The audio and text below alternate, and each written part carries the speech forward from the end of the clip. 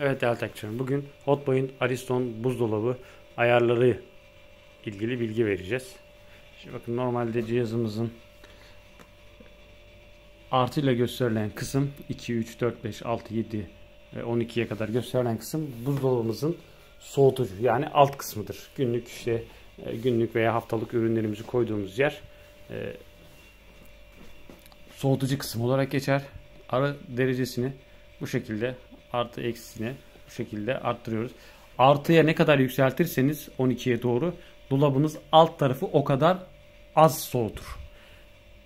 Aşağı doğru düşürdüğünüz zaman, yani 2'ye kadar geldiği zaman daha fazla soğutur. Yani burada en soğuk 2 derece, en az soğuk 12 derecedir. Buna dikkat edin. Yani bu ters orantılıdır. Üstte de tam tersidir. Eksi 18 denilen yer üst bölmemizdir. Yani dondurucu kısım. Şu şekilde ürünlerimizi dondurduğumuz yer. Bunda da öbürüyle tam tersi çalışır. Eksi 18 en düşüktür. Eksi 26 en soğuktur.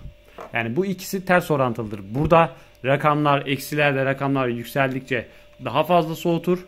Burada artıda rakamlar büyüdükçe daha az soğutur. Buna dikkat edin. Genelde birçok kullanıcımız bunu hata yapıyor. Hani ikisinin de aynı şekilde yükselttiğim zaman daha fazla soğuttuğunu zannediyor. Buna dikkat edin. Tam tersi olarak çalışırlar. Burada bakın, bir şemsiye işaretimiz var. Tatil modudur. Diyelim ki tatile çıktınız. Dolabınızın içerisinde de yiyeceklerim var. Hani çok soğutmasın, normal bir ayarda soğutması istiyorsanız bu düğmeye basıyorsunuz. Artı super cold dediğimiz bakın şu işaretimiz var. Buna bastığınız zaman diyelim ki ürünü, bir şey koydunuz, soğutmasını istiyorsunuz. Buna basıyorsunuz.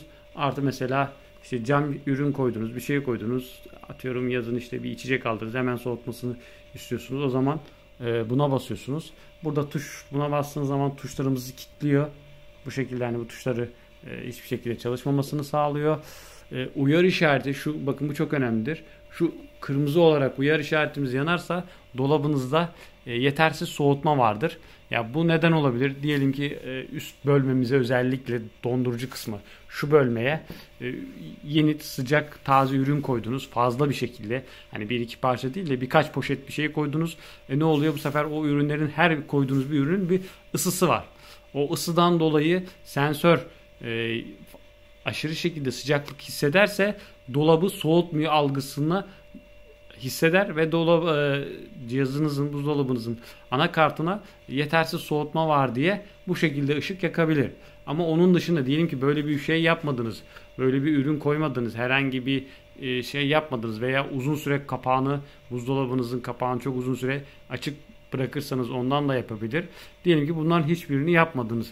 Eğer yine bu ışığınız yanıyorsa o zaman dolabınızda bir yetersiz soğutma vardır.